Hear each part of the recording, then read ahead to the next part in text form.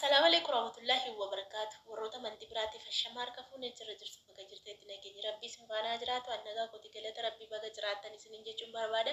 Akkasumas egaa yoo haaraa taatanii chaanala kanaa fi chaanalli kun kan namoota hundumaati jechuudha. Kiristaanaa, Musliimaa, waa hunda sabaa fi sablammii osoo hin jenne otoo kutaa fi amantii gandaanii waliin qoodinii kan hunda keessaniiti jechuudha. Yuutuubiin kun kan gargaarsaati kan kiyyaa miti. Ani yuutuubii mataa kiyyaa dhuunfaa kiyya nan qaba waan ta'eef kan ammoo kan gargaarsaati sabiskiraayib godhaasanii jechuun barbaada. Har'a meeshaan biyya gashadhe meeshaan bitadhe isinii fidee dhufe maaliifan fide beektu nama tokkotu nama gatii hin qabne wayii nama kashalabbee wayii yookaanis immoo duuriyyee wayii nama dalagaan dalaganne asirraa iyyaa oolu yuutuubii kanarraa iyyaa oolu itti fakkaadhe na fakkaata jiru. Koomentii koo jala deemtanii ilaaltanii namoonni nagaanii jirtu. Namoonni nagaan kabaja namaaf qabdan hin jirtu. Ana bichaa miti kan namarraa odeessu. Ana bichaa miti hunduma kanatu oduu namarraa odeessaa oola. Ani waan isaan beeku waanuma isaan natti gugatanii kan hin beeku haadha koo. Ati hojii qabdu ati maarreedha inni arrabsu. Hojii nan qaba. Hojii kan hin qabaachuuf niyo. Egaa gara viidiyoo guutuutti isin dabarsa jechuudha. Viidiyoo ashaan faan dubbatanii sagalee isaanii jalaan balleessine osoon sagalee isaanii jalaan balleessiniin fide jechuudha. Asirratti egaa osoon hojii qabaachuu baadhee meeshaa kana hundaayyuu hin bitadhu jechuudha. Namoonni akka koo bitachuu barbaadanii waan hundumaa keessatti iyyuu wanta biyyaa baatan sana hin dagatinaa jechuudha. Biyyaa gaafa baatanii yookaan mana ijaaradhaa yookaan immoo suuqii banadhaa yookaan immoo wama tokko karoorfatanii biyyaa baatu. Namni zim jedhee biyyaa akkasitti hin ba'u jechuudha. Ani gaafan biyyaa ba'ee homaa waa tokko iyyuu hin qabu jechuudha. Homaa hindaanqoo baallee hin qaattu iyyuu hin qabu. Lukkuu jechuu kooti hindaanqoo jechuun koo lukkuu iyyuu hin qabu gaafan biyyaa ba'ee. Saniin booddee biyyaa gaafan ba'ee mana ijaarradhadheen ba'e. Mana ijaarradhu laata akka hiriyaa kiyyaa jedheetanii hawwan turee akkan biyyaa ba'e kanan karoorfadheetan dhufe jechuudha. Saniin booddee akkuma dhufe egaa mana koo nan ijaarradhee xumuradhee immoo meeshaa koo tokko lamadheen itti galchadhe jechuudha. Kanaaf jennaan waan ijoolleen amma na daawwachaa jirtanii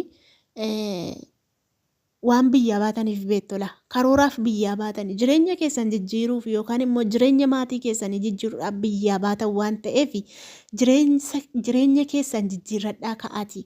Jireenya maatii keessanii jijjiiraa ka'aatii heerumaa. Malee amma ijoolleen tokko dhugaan isinitti hima. Otuu maatiin keessan sangaa isinitti gurguranii yookaanis immoo lafa isinitti gurguranii yookaanis immoo birrii isinitti liqeeffatanii yookaanis immoo isintu birrii liqeeffatee ji'a 3 as taa'ee hojjetee liqii sana kaffalata. Garuu jechuu gaafa biyya hormaa geessanii gaafa biyya kana dhuftanii faashinii qayyartu. Faashinii jechuun koo uffata caammaa qayyartaniitu eessa dhaqxu tiktookii irratti hin sirbitu eessa dhaqxu feesbuukii irratti hin sirbitu jechuudha. Maaliif akka feesbuukiin nyaata isinii ta'u akka tiktookiin nyaata isiniif ta'u akka tiktookiin daa'ima keessan yookaanis immoo maatii keessan jijjiirutti tiktookii irraa sirbaa ooltu jechuudha. Dhugaa rabbii uffata qaqayyartaniiti bar. Damoosa isin ji'aan fudhattanii uffatatti fixxu jechuudha. Damoosa ji'aan fudhattanii faashinii caammaa bituutti fixxanii maal gootu addabaabayii irra baataniitu sirbitu bor wayyaa tokko keewwattu iftaan wayyaa tokko keewwattu jechuudha qaqayyartanii. Kanaaf waan akkasiirraa of qusadha. An ergiin biyya kana dhufee amantanis amanuu baattanis ergiin biyya kana dhufee nan xalabadhe malee isan xalabadheyyuu fudhadhee hidhadhee hin beeku jechuudha. Sanuu meeqaan hin xalabe riyaala 100 biyya kana 400 qofaan hin xalabe sanuu mana obboleettii kootiitti hafe jechuudha. Magaalaa guddicha jechuudha. Magaalaa guddicha ani baadiyyaa keessan hojjedha Suudii keessa isaan immoo Riyaadii magaalaa guddicha jiru jechuudha. Kanaaf faashinii bitadheen beeku. Ergiin biyya kana dhufe kiitoo beektu kiitoo see biyyaattiin adeemnu hin beektu kiitoo caammaa wayiittiin adeemna isheen keedha. Ergiin biyya kana dhufe caammaa gaashaa keedheen hin beeku. Uffata immoo kunoo bijaamaa isa birrii 20 birrii 10 maan hin argitu miti isuman keedhu kan. Isan keedha malee faashinii takkaa keewwadhee hin beekus keewwachuus immoo hin barbaadu. Maaliif beektu gaafan biyya galee biyyatti galee faashiniin barbaade bitadhee galee biyya kiyyatti firri kiyya na argu, ollaan kiyya na argu, bakka barbaade fira kiyya mana fira kiyya yoo naqe ganda namaa yoo naqe uffadhee dhaqa malee asitti maal kootu na argaa kan hin faashinii qayyaree uffata akka barbaade bitee birrii koo baala geessu maaltu na arga namni na argu hin jiru. Ani kana kushiina namaa keessan oola maaltu na rakkiseen faashinii bita. Kanaafiyyuu akka kootti birrii walitti qabadhaati laa ijoollee isinitti himni maa dhugaa nan tuffatinaa akka kootti birrii walitti qabadhaati kun ola wambarii kana fakkaatu argitan miti wambariin kun kwaalitii tokkoffaadha jechuudha dhugaa rabbii wambariin hojjisiise kana nama hojjisiifate jira hin jiru dhugaa rabbii kanaafiyyuu jechuudha meeshaan gashadhe kana tokko tokkoon birrii keessa walitti qabadhaati biyya gashadhe amma aashaa kana haa galatoomtu haa jiraattu jechuudha mucattii kana amaneetanii yuutuubuma irratti baree birrii koo ji'a ji'aan damooza fudhadhu itti ergee meeshaa kana bitadhe isheerraallee xalabadhaan nama gaariidha viidiyoottis hin dabarsaa viidiyoo wajjin turtii gaarii haga dhumaa sagalee isaanii dhaggeeffadha maqaan kiyya immoo achi keessaa baruu dandeessu maqaan kiyya orjinaalii sittiinaadha maqaan yuutuuba kootii tokko immoo sabboontuu wallagga lixaati asumarraan na hubadhaa isiniin jechuun barbaada seenaa mana kiyyatti ijaaradhe seenaa waa hundumaa isiniif hin himaa jechuudha viidiyoo sattaan irratti isinitti dheeratti viidiyoon baay'ee.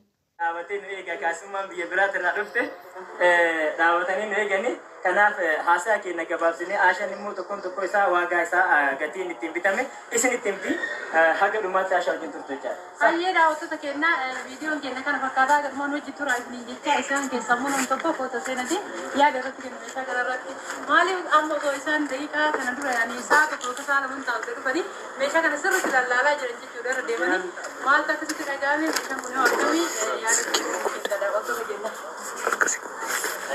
Ani sa'aatii kana waan nuti argee baay'ee na ajaa'ibsiisa. Maaliif yoo jettanii nuun kiiloomeetirii 800 teenyee amanamummaadhaan isheen itti argite sa'aatii jedhameef yeroo jedhametti amanamummaa isaanii raawwachuuf ani amanamummaan kanadha jedhee nama walumaa galatti meeshaan nun ni argine immoo baay'ee ajaa'ibaa nuunis kan nu boojee meeshaa haala meeshaan hojjetamu gatiitti toleef kiiloomeetirii 800 irraa baanee wanta kana arguu keenyaaf baay'ee nutti tola. Amma immoo karaa seeraan nuti irra jira riiskii amma naga'uuf kanneen sodaan tokko gaafa biyya biraa deemu dhabee waan tokko ta'uu danda'a garuu wanta sana ofitti amannee. Yaasni meeshaan mootiyyuu ni caba jennee yaadne sirriitti isheenii ergina jechuudha daawwattoota keenya meeshaan kun immoo akka nagamu bakka ga'u nuti alaafinata fudhannee wanta nurra eegamu qabu goonaa ogeessi keenya nu bira jira jechuudha daawwattoota keenya amma kallattii waan meeshatti isin dabarsu tokko farraa qabee meeshaa hunda isaa gatii isaatti himaatiin hin deema jechuudha daawwattoota keenya haga dhuma viidiyoo keenya wajjin godhan sheer laayik subscribe gochuun nurraa hin batamini hayyee daawwattoota keenya tokko farratti jiru algaadha algaan akkuma argamu kun asitti argamu algaa keenya baay'ee beekamaadha. Baay'ee argaa bareedaa fi kuwaati ta'edha jechuudha. Wantoota keenya namni jaalatee argaa bitaa jirudha. Isin nama bitachuu barbaadee yoo bitachuu dandeettan isiniin jechaadha. Wantoota keenya mooftarra jaadha. Waan algaa ilaalu hin qabu. Algaan kun diinoo lama wajjin walirratti jechuudha. Gatiin firaashii addatti sibiilli keessa jiru fi shoppiin keessa jiru isaan wajjin. Kabajamtoota daawwattoota keenya har'a deebinee dhufnee jira jechuudha. Akkuma argaa jirtan kana meeshaa obboleettii keenya sittiinaa qabannee dhufne jechuudha. Egaa meeshaa obboleettii keenya sittiinaa qabannee dhufnee meeshaan obboleettii keenya sittiinaa immoo akkuma argaa jirtan kana baay'een isaa ija takka ilaalanii bakka takkatti kan mul'atu miti jechaadha. Egaa warroonni chaanaalii Aashaan akka jirtu kanaaf haaraa taatan sabskiraayib gochuun gama chaanaalii kennaa kottaa isiniin jecha warroonni maamila keenya taatan immoo viidiyoon keenya akka namoota bira ga'uuf laayik godhaa isiniin jedha kaa. Egaa kabajamtoota daawwattoota keenya meeshaan kun eessa akkamitti hojjetame eessa ajajame eessa deema haga dhumaatti Aashaan isinitti himti mooritti himtu ko. Egaa kabajamtoota daawwattoota keenya meeshaan kun obboleettiin keenya dhalattu Wallaggaa Dabbidoon nuti sa nanta goggore. Egaa akkuma sagalee duubaa dhagaa jirtan kana kiiloomeetirii 800 deemuuf deema Wallaggaan Oromiyaan caafiin isii baay'ee bal'oodha alhamdulillah. Ammallee saba keenyallee biyya keenyallee haa nu bal'isu jecha Wallaggaan Dabbidoon kiiloomeetira 800 deema jechuudha. Obboleeyyan isaanii dhufanii maatiin isaanii guutuun dhufanii as nu bira jiru meeshaa kana laalanii ijaan nurraa fuudhuudhaaf jechuudha. Aashaan immoo tokkoon tokko isaa isin ibsiti warri illee mootu akkamitti meeshaan kun dhalabame akkamitti dhufuu danda'anii kiiloomeetira 800 dabranii dhufanii as gahuu danda'anii akkamitti immoo deemuu edaka jedhu haga dhuma viidiyoo kennaa yoo nu wajjin turtan ni argitu affeerraa keenya isiniin jecha Hayyee daawwattoota keenyaa akkuma gadi isiniif ibsetti Dambidoollo deemasiniin jedhee jira meeshichi jechuudha. Kana bichaa miti obboleettiin ta'e Nasittiinan chaanaalii qabdi jechuudha. YouTube chaanaalii qabdi. Maqaan YouTube chaanaaliis illee Sabboontuu Wallagga Lixaa jedha. Komentii tokko farra isinii ka'a. Liinkii isii dhaqxanii subscribe gootanii maatii taatanii jechuudha daawwattoota keenyaa. Meeshicha immoo tokko tokko isaatiin gatii wajjin isiniif ibsina. Haga dhuma viidiyoo keenya nama wajjin turuudhaan share like subscribe. Sabboontuu eenyu jedhisa? Sabboontuu Wallagga Lixaa jedha. Sabboontuu Wallagga Lixaa jedha. Maqaan chaanaalii obboleettii tenna meeshaa kana guutuu nurraa xalabattee jechuudha. Sabboontuu Wallagga Lixaa jedha. Isinilleen sabboontuu ta'uun isii kiiloomeetira 800 dhuftee meeshaa kana hunda xalabachuun isii sabboontuu isii isa jecha. Akkuma argaa jirtan yoo xiqqaate meeshaan kun meeshaa qarshii gara 400ti. Tokko isaa immoo xu'aashan gatii isaa isinii himti jechaadha. Haga dhuma viidiyoo keenyatti nu wajjin turaan affeerraa keenya. Kabajamtoota daawwattoota keenya baay'ee sin jaalanna silaa baay'ee waliin haasofne natti tola. Egaa namni illee dhaabbatee nu eega kaasummaan biyya biraatti irraa dhufte dhaabbatanii nu eegani. Kanaaf haasaa keenya gabaabsinee aashan immoo tokko isaa waagaa isaa gatiin ittiin bitame isin ittiin teessoo isaa jaha wajjin qarshii 32 hojjetame jechuudha. Itti aansuudhaan ammallee buleettiin teennaa isa kana ibsa baay'ee irraa kennuu danda'u baadhu xiqqashoo yoo irraa haasa'e yeroo tokko abbaan manaa haadha manaa wajjin uffata nama miicamee jiran kun gassaaladha. Gassaalaan akkuma argaa jirtan kana kiiloo 14 jechaadha. Inni kun qarshii kiiloo 14 gassaalaan qarshii 33. Itti aansuudhaan immoo meeshaalee biraa qabdi waan adda isii godhu keessa sittiinan jechuudha. Sabboontuu teennaa michaa'oon chaanaalii yuutuubii Sabboontuu Wallaggaa jettee qabdu tuni jechaadha waan adda isii godhu keessa. Ammas itti aansuudhaan ampuulii firee gara firee 13 qabdi jechaadha. Maatilleen hin beekani. Ampuuliiwwan kun baay'ee viidiyoo keessatti murree isin agarsiifna. Ampuulii kana keessa daawwattoota keenyaa guddaa. Ampuuliin guddaan isa kanadha daawwattoota keenya. Hayyee daawwattoota keenyaa ampuulii kana keessa ampuulii guddaa kana jechuudha viidiyoodhaan akkuma isin galchinetti xixiqqoolee kana keessa immoo tokkocha banee isin agarsiisa. Ampuuliin kun firee meeqatu jira isin fakkaate asitti afur sadii ampuuliin kun firee 7 jechuudha kifilii adda addaatti gara jechuudha daawwattoota keenyaa kanneen keessa tokkocha baasetti isin agarsiisa. Kun akkuma argitan kana kun isa kifilii adda addaatti galu jechuudha. Foto mesin screen shot gootun ergi dalaalee binneef jechuudha daawwattoota keenya. Inni kun immoo geettiidhaaf ni beeytanii girgiddaa koornisii gubbaatti daarii irratti geettiidhaaf tagaltuudha.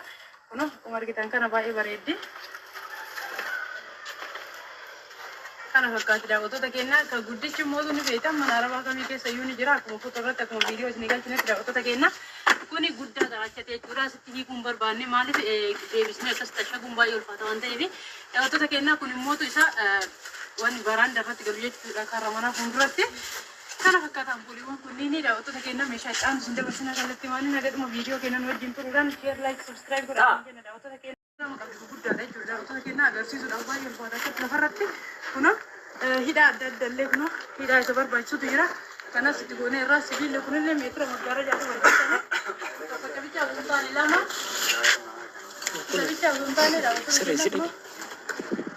Magaalaa lafatti hafeefillee kun waliin jira jechuudha daawwattoota keenya. Kana bichaa miti qabannaa adda addaa qabaa gamaa irratti agartuun magaalaa jaatu jedhame. Kun immoo girgiddaa irratti qabatuun magaalaa jechuun illee hidhaa sana hidhaan akkatti kanatti balleessuudhaaf fayyadamanii beekan sirriitti baay'ee meeshaa kwaalitiidha kun meeshaan siisee sin agarsiisa. Akkuma mana maadaamii kan jiru jechuudha daawwattoota keenya. Sirriitti bareedaa gizee girgiddaa irratti hidhamu. Kana fakkaata daawwattoota keenyaa kana bichaa miti manatti gizee galee girgiddaa irratti qabsiisuun kun dirqama barbaachisa waan ta'eef kan akka girgiddaa irratti qabsiifamanii beekanii hundi isaatu akkasii barbaachisutti hundi isaatu naafita itti binnee fi jirra. Kallattimaan keessa aansi hundee walfannaa haadha dhumaa wajjin fudhatan jedhu daawwattoota keenyaa. Sibiila magaalaa isin agarsiisee jira magaalaa isin agarsiiseera. Eelee biddeenaa eelee daabboo qabdi. Eeleen biddeenaa kun asirratti daawwattoota keenyaa meeshaan kun hundi yoo meeshaan kushiinaan jiraatiin faayidaa qabannee waan iyyaanne kun akka waa'ee jesiitiin eelee binnee jirra jechuudha daawwattoota keenyaa. Eeleen tun eelee booksii qabdudha. Booksii garam akka zoorsan hin beeku. Garam zoorsan kun as jira jechuudha daawwattoota keenya booksii qabdi. Kun daawwattoota keenyaa gatiin isii qarshii kun sagaleetti. Kun immoo tuyyuu akkamitti duuba zooree kan jenne kun irraa ol fuudhamee kun gar barbaada. barbaadan dursitanii ta'uu dandeettan mana keessatti. Kana jecha waan rakkoon jechuudha gara illee ozoore. Kan ittaanu eelee daabbooti. Eelee daabboo gara meeshaa keessaa bakka tokko isin agarsiisa meeshaa mana keessaa. Firaashii algaa dha kan firaashii algaa kun as jira daawwattoota keenya akkuma argitan kana ilaalaa turtanii gatiin isaa isin timuuf malee gatiin isaa qarshii kun tokko hin bitame firaashii algaa ture firaashii kwaalitiidha. Ittaanu uffata soofatii uffanni soofallee akkuma dura argitan san kalarii isaa argitanii jirtanii kalarii. Egaanii akkuma argitan meeshaan kiyya kana fakkaata ani keessaa murmuree fide malee hundan finne kaanne viidiyoon dheeraadha beektanii itti dheerate viidiyoon iyyuu aashaatti hedduu tokko bareedaadha jedhee yaada adaraa keessan of qabaatii mana jaaradhaatii meeshaatti galfadhaa jechuudha. Warri heerumnis warri heerumtanis adaraa keessan birri keessan hin balleessin akka barbaaddan hin godhinaa birri jechuudha. Boru isin dhibdi akka har'aa kana akka humna qabda miti boru humna dhabdu bor fayyaa dhabdu. Akka ammaa kana miti rabbi isin milkeessee naan hin milkooftu waan ta'eedhaaf rabbii keessan kadhadhaa du'aa godhadhaa uumaa keessanii waaqa keessan kadhadhaa yeroo hundumaa jechuudha yoo isa kadhattanii yoo isaa wajjin haasoftanii jechuudha wanti hundumtiyyuu isiniif milkaa'aa jechuudha akka koo kana anamma naa milkaa'ee jira wanti hundumtuu wanti hin karoorfadhe wallaahi naa milkaa'ee jira jechuudha amma birrii kiyya xiqqoo walitti qaqqabadhe galee waan inni uummadhe hojii uummadhe yuutuubii kanarraa wacaa ooluudha jechuudha. Kanaaf egaa aashaan illee akkuma argitan nama gaarii nama bareedduudha waan ta'eef aashaa kanarraa meeshaa xalabadhaa isiniin jedha. Meeshaan kun birrii 450 hin baase aashaa bira 450 kiraayin makiinaa immoo 50 na fixee jechuudha. Walumaa galatti 500 na fixee jechuudha. Karaatti immoo kan tiraafikiin narraa fudhate 500 fudhate jechuudha gibira jedheedhani tiraafikiin obboleessa kiyya kan naqee fuudhee obboleessa kiyya xiqqaatu dhaqee fuudhe walirratti dhalan ani sanan gafaa inni na booddeedha jechuudha obboleessi koo argitanii jirtu. Kanaaf jennaani hedduu tokko bareedaa dhugaa rabbii waa hundatu muradheen jira gaa firiijitti koo bichaan naaf firiijii duwwaa bitadhee jennaani. Kalas kasaala bitadheera meeshaan kiyya mana keessa guutuudha wanti na afeen jiru bakka galee yuutuubiirraa wajuu dhagaa wal fixuudha wal finna gaafas immoo wal finna laa argitanii wal fixuudha yuutuubiirraa akkasii galatoomaa waan na daawwattanii fi mana kiyyallee akkaataan itti ijaarradhee meeshaa kanallee akkaataan itti bibbitadhe hunda isaaniif ifa nan godhaati koomentii jalatti baga rabbi si gargaaree amma immoo rabbi nagaanii mucaa keetti si hagalchu haadha keetti rabbi si hagalchu jedha wanti hundumtuyyuu kan na milkeesse rabbi tokkichaa gaditti eebba haadha kiyyaati haati kiyya baay'ee na eebbifti haadha kiyyaa yeroo hunda ji'a ji'aan damuusa fudhannaa birriinuman ergaaf isheen qabaattee dhabde ani ji'a ji'aan birriinuman ergaaf gammaddeen eebbisaa oolti dhugaa rabbii ergiin biyya kana dhufe wallaahi rabbi nagaan nan bulchin rabbi nagaan nan bulchini dhugaa rabbii ergiin biyya kana dhufe ji'a ji'aan birriin ergaaf ji'a ji'aan birriin ergaaf dhugaa rabbii na eebbifti kaasheen gammadde eebba see taddanaan nagee haadha keessan gargaaraa dhugaa rabbii haadha keessan gargaara.